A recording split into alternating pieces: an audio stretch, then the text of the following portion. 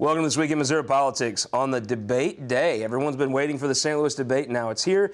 We're here talking about the most interesting race in the state. We're here with Lester Torelli. Very glad to have you, sir. Independent candidate on the ballot for governor. Welcome to This Week in Missouri Politics. Thank you. Appreciate it. Give me just the cliff notes for folks that don't know you yet. Who are you? Where are you from? What do you do? All right. I'm Lester Torelli. I'm an independent candidate. My family business is Merrimack Caverns. We've all seen the billboard with you on it. That's the, yeah. Yeah. And Merrimack Caverns has been in my family for 83 years. Wow. I'm a fourth generation person in that business. I'm an executive there, so I have executive experience. Something I just want to bring home, Scott, is that the governor's seat is an executive seat. And so I believe that I have the best business experience and executive experience for this position. So there's this race has 1,000 interesting things about it. It's been wonderful coverage for This Week in Missouri Politics, but one specific thing is you're a pro-life candidate. Yes, I am. And Chris Koster, most would say, isn't. Missouri Right to Life, the leading pro-life group in the state, doesn't view Eric Greitens as that. He's not filled out their survey. You're unabashedly pro-life. That's an interesting thing about this race. Did you expect to be the only openly pro-life candidate when you started?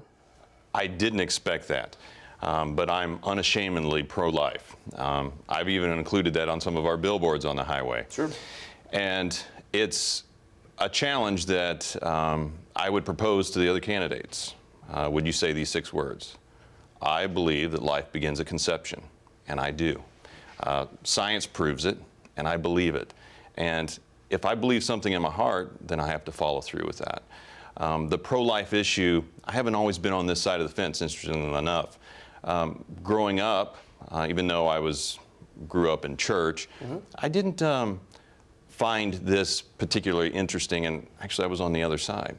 What changed my heart, Scott, was when I had my own children, and I heard their heartbeat, and I saw that ultrasound. And I was forever changed. Now, my faith backs that up now as I've grown wiser and more mature. But pro-life, the unborn, are very dear to my heart. In fact, I would say it would be my #1 issue as a governor. Well, as a recent father for the second time myself, I know what you're saying. Those little feet and things really tug at the heartstrings. So They do. Let's talk about one other thing. You're a social conservative. You don't have to qualify it. You seem like everything I've read that you've put out is you're a social conservative.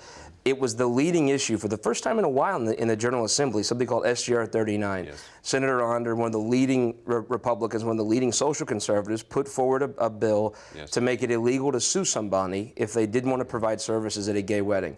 There's 2 sides of it. One was the religious liberty side. Right. One was the side about discrimination. Right. It came down to where Chris Koster was against it, and so was Eric Greitens. Yes.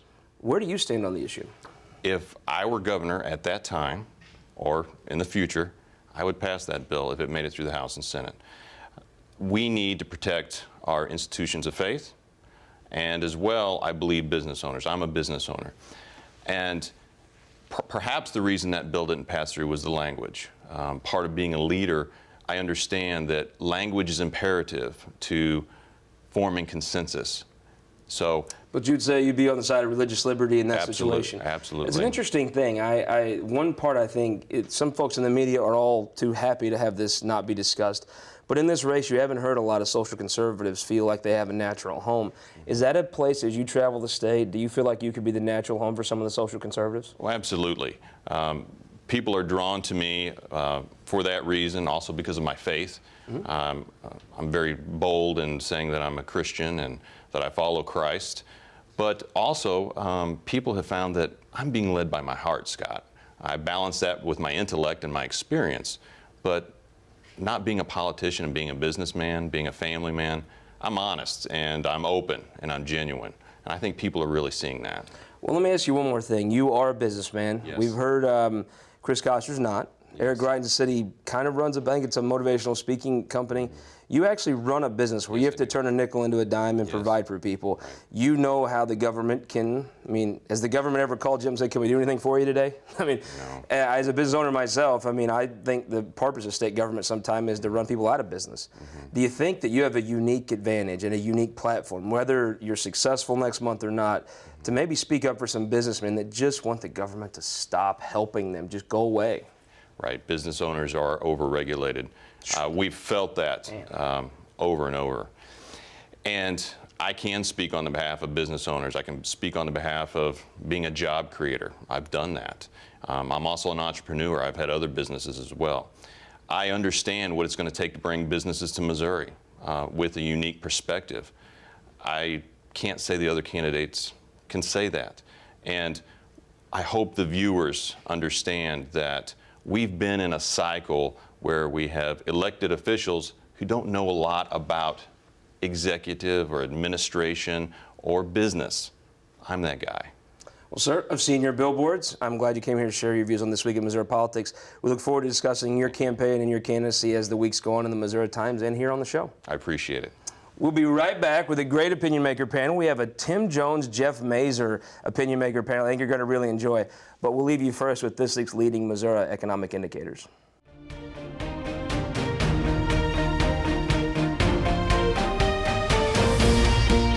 Okay, go. It's time for early childhood education. Adults, every child in Missouri deserves pre-K. Hey, wait for me. Investing in our education will improve the economy. Preparing kids like me for better jobs. Raising graduation rates. Missouri has the lowest cigarette tax in the nation.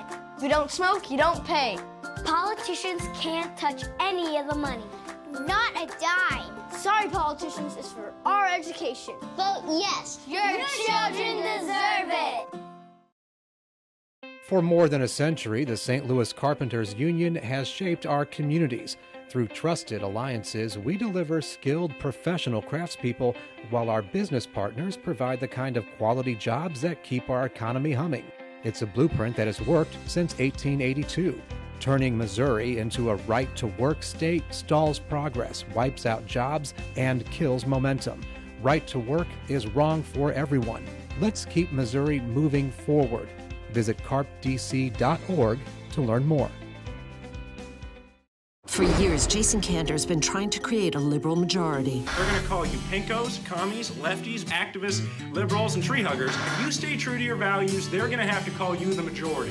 Kander values expand Obamacare, higher job-killing taxes, even a huge new energy tax, more Washington policy mandates. They're going to call you pinkos, commies, lefties, activists, liberals, and tree huggers. Jason Kander, wrong for the U.S. Senate, wrong for Missouri. I'm Roy Blunt, and I approve this message.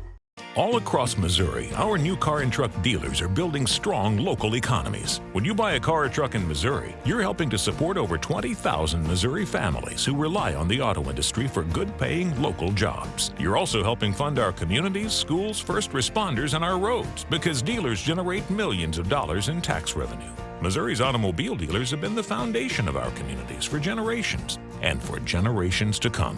The Missouri Automobile Dealers Association, the heart of Missouri. It happens every Friday. While students from Maine to Montana are busy learning, schools in 18 Missouri districts are closed, reduced to a 4-day school week because legislators slashed our school funding formula. Now, Eric Greitens says he's willing to cut even more. I'm Chris Koster. Unlike my opponent, I'll fully fund our public schools and keep the promise we've made to Missouri's children. Koster for governor. Welcome back. We're back with our Opinion Maker panel. I want to jump right into it. We have two people we wanted to have on for a long time, and then two friends of the show. Starting with Susan Klein. Very glad to have you with Missouri Right to Life. Welcome to This Week in Missouri Politics.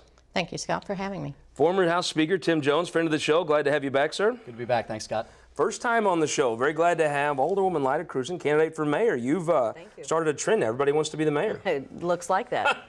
And friend of the show, Jeff Mazur. Jeff, glad to have you back. We all, everyone will all be anticipating the Mazur zinger that I assume comes at some point in this.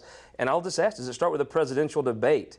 Debate tonight. I think Mike Pence probably won last week. Can Donald Trump go to WashU and turn it around? Like you, Scott, I'm a big Mizzou football fan. Oh, of course, and yeah. I traveled down to LSU last week to see the Tigers play down there, and I thought they could win going in. Turns out they got crushed 42-7. Got some good gumbo. And so next week they're going to go down to Florida and play there, and I'm going to convince myself that as long as they can go and be competitive and not get run off the field, that's a victory for them. And that's what Trump is doing right now, and that's what the Trump fans are in moral victory mode. They know they can't go and sit on the debate stage with Hillary Clinton and actually win. So it's an expectations game. It's about figuring out a way to spin a loss into a win.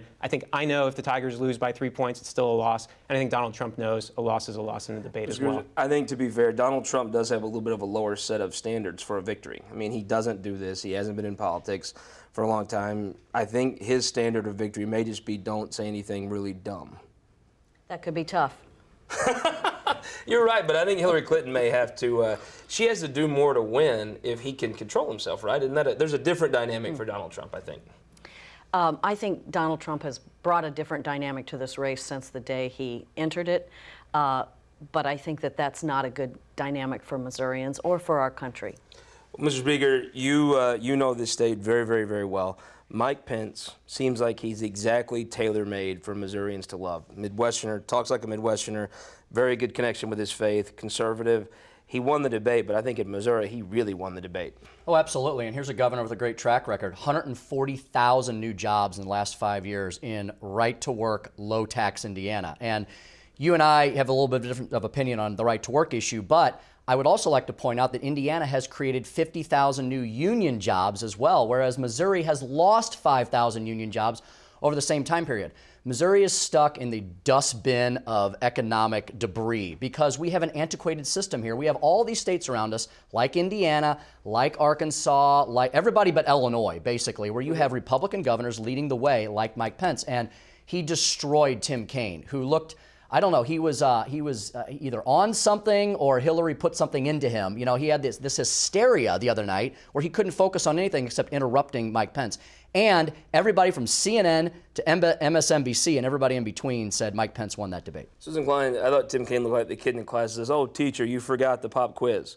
It just looked like he didn't do well. But more than anything else, Mike Pence seems like he's very well cut for Missouri. We totally agree. Mike Pence won the debate against Tim Kaine. You know, Mike Pence, from our perspective and from our issues, he is a strong pro-life person, and he is fit for the job. There's a clear difference between Tim Kaine, Mike Pence, Donald Trump, and Hillary Clinton. The Clinton-Kaine ticket absolutely is abortion on demand at any time of the pregnancy. And Mike Pence and Donald Trump are very strong pro-life, and we feel very comfortable with them. They are not politics as the way politics has been done in the past. They're not the last 30 years of failure that we've seen in Washington. So they're new, and I think they will bring great things to the table. You raised an interesting point. You said the Trump-Pence ticket. Donald Trump, I don't think anybody thinks is a social conservative's dream. Is Mike Pence enough, you think, to convince people to go with Trump? Well, I think Trump has proven himself. He's given us a list of judges that he will look at. He's developed a committee of pro-life people that he'll go to and discuss the issues with. I do believe that Mike Pence has brought a lot of great pro-life support to the table, and I think it's a great ticket. Mr. Speaker, predictions, can Donald Trump go into Washington University tonight and turn it around? You know, I believe he can. He does very well in the town hall format. As long as the questions are genuine questions from true undecided voters, I think he does much better in that environment. Look, Hillary Clinton Doesn't he do better when he just doesn't talk so much? Hillary Clinton wants to talk about anything but the issues, though. Now, that's the fact. She wants to talk about things that happened 20 years ago and Miss Universe pageants. She doesn't want to talk about jobs. She doesn't want to talk about the border. She doesn't want to talk about improving the economy. She doesn't want to talk about all the things that she has done wrong in government, from private email servers to Mike Pence, and learn when to stop talking. I thought that was his problem in the last debate. He would do well, then he would just keep talking. I will say this. Donald Trump, I thought, did very well in the first half of the first debate. Hillary Clinton won the second half. I'm going to admit that because he did wander. He needs to take a key from Pence and stay on the issues. Jeff Mazur, the one thing I think is true, Hillary Clinton won the first debate, but she's not likable. In a town hall format, that's a challenge when you're just not that good on television. Listen, Hillary Clinton has a long track record of helping people out. Children, women, started children's services in Arkansas, helped reform the juvenile justice system down there. She's someone who has empathy for people. She can connect with people in a way that Donald Trump. Connect with people in that form, in that setting.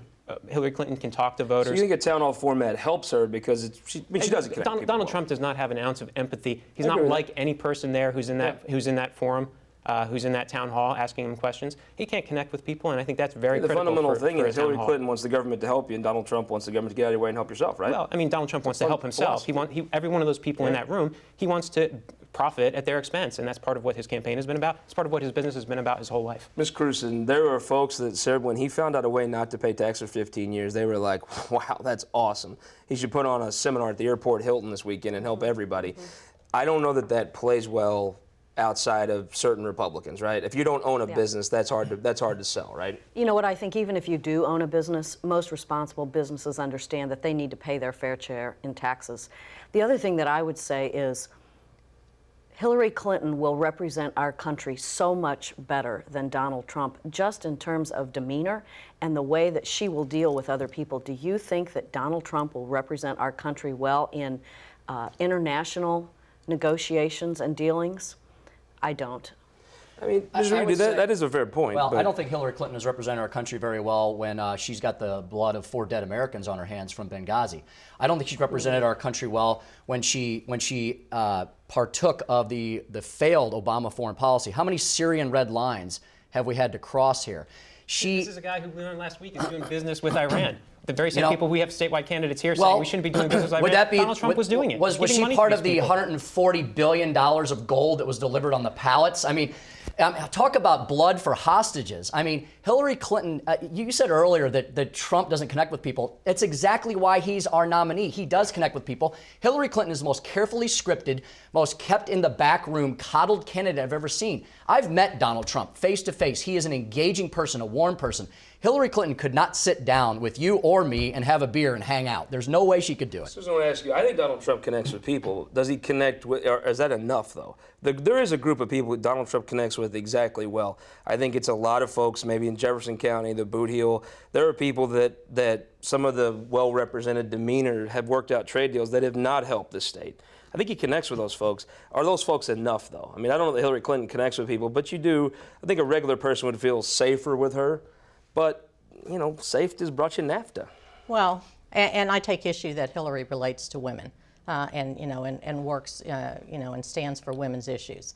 If that were so, she would have a whole lot more support than what she has right now. She's really having to work to bring herself up. And if you look at the recent polls, obviously the millennials are having a real issue with Hillary Clinton.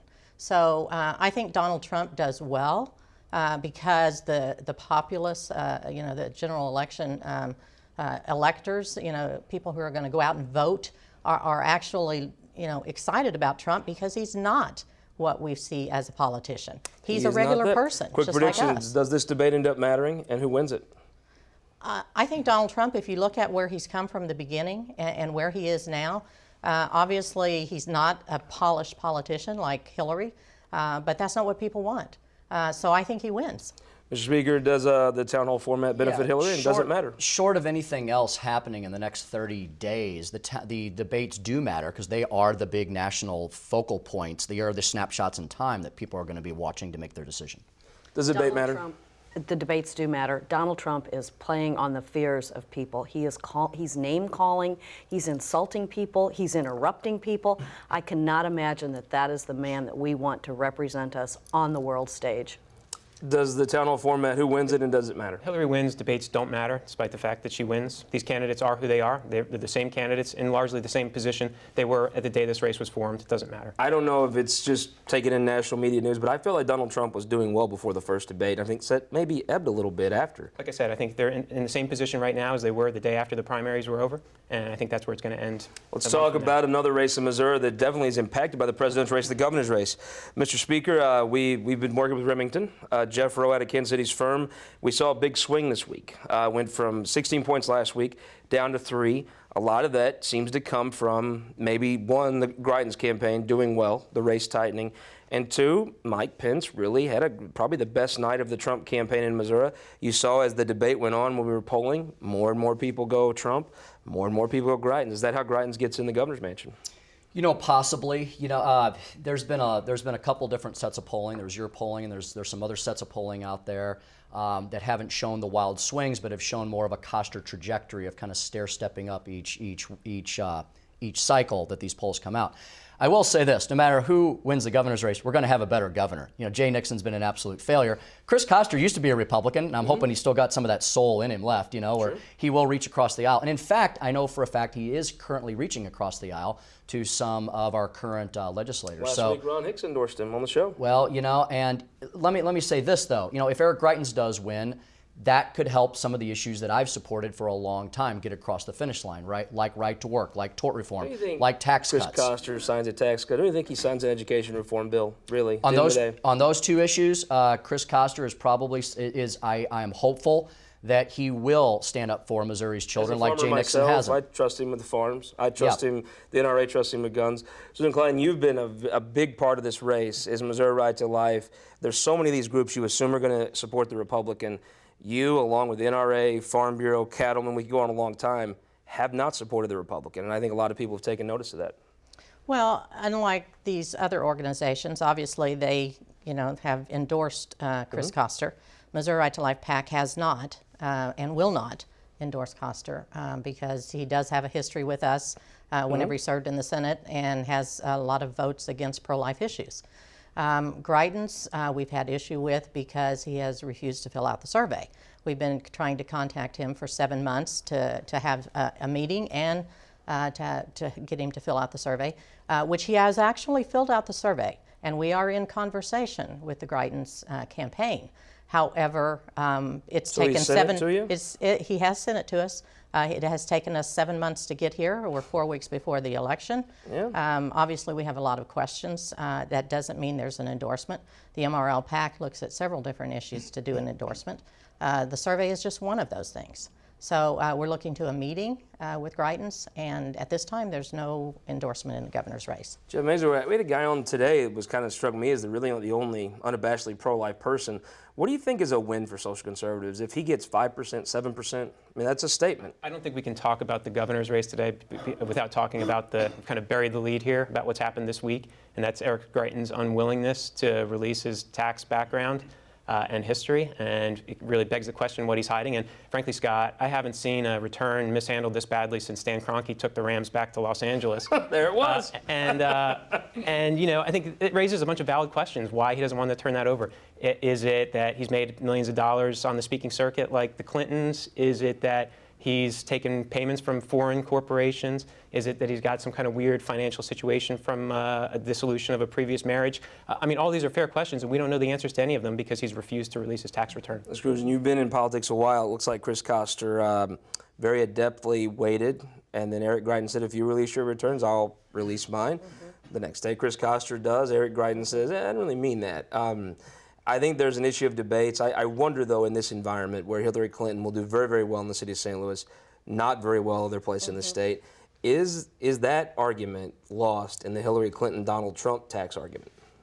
I think if you want the public job, if you're out on the stump trying to get elected, you ought to be a public figure and release your tax returns. Will you be doing that in the mayor's race? I will. Interesting. Mr. Riga, I actually think it's an interesting question. If you were out making millions of dollars as a motivational speaker and hitting the charity for a six-figure salary, that doesn't look as charitable as maybe he's made it seem he is previously.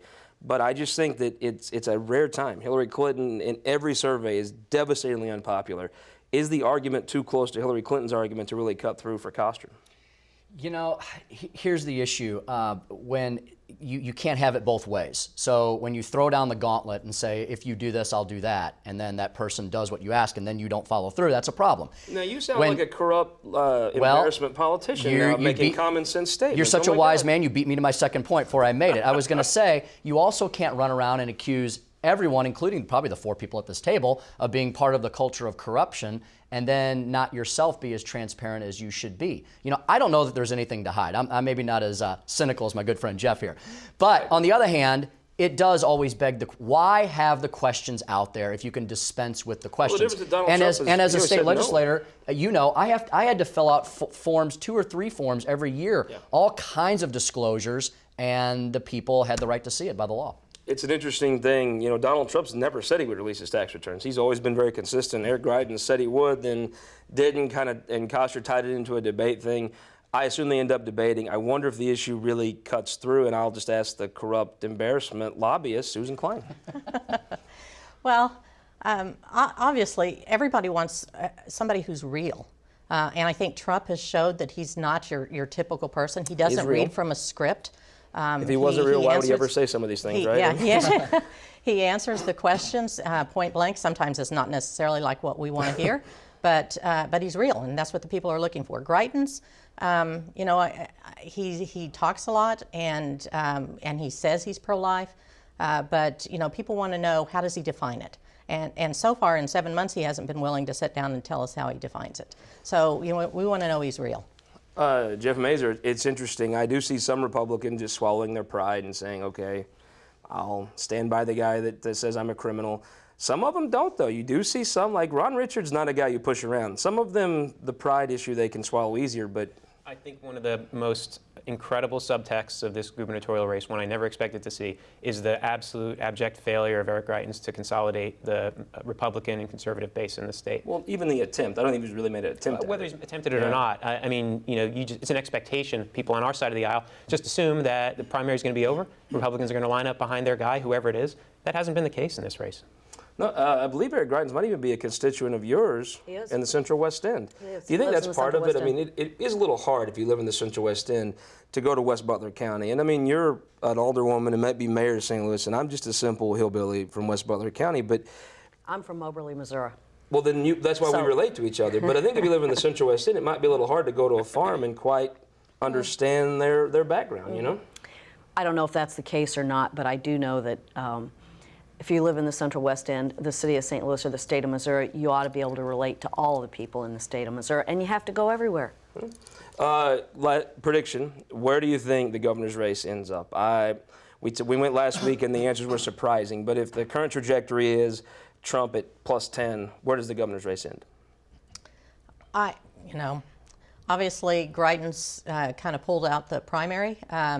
But, you know, we believe, you know, whoever ends up being governor with a supermajority in the House and a supermajority in the Senate, and we're working hard on the 4 statewide races, I think we can have impact on whatever happens in the state of Missouri and our policies. If it's Trump +10, where does the governor's race end up? Trump into solid double digits if Roy Blunt wins. If the other statewides continue on the trajectory they are, which looks like they're all going to win, Greitens could still win this race. I think too close to call. Jeff Mazur, if Trump's +10, I trust the Missouri Times polling shows Chris Koster running ahead of Hillary Clinton 13, 14 points every time, so he wins. Missouri, I want to ask you a different question, though. You're running for mayor. I am. Interesting. You've made this popular. Now everybody wants to run for mayor. Everybody says me too. So why are you running? I love St. Louis. I think most St. Louisans love St. Louis, and we can be a better city than we are today. I think it's maybe one of the most important offices in the state. If the city of St. Louis fails, it is also. The rest of the state will struggle and stumble. Absolutely. We need leadership. Who the mayor is matters. And it's important for us to make a winner in this. We shouldn't have a situation where, if you look at the Republican presidential primary last year, 17 candidates, nobody, look what came out of that. Interesting dynamic. We may touch that. Let's make a winner here. We'll have you here after the general election to talk about this race on This Week in Missouri Politics. And stick around. Go to MissouriTimes.com and watch the TWP Overtime segment. We'll get back into real to better things with props like this. See you next week.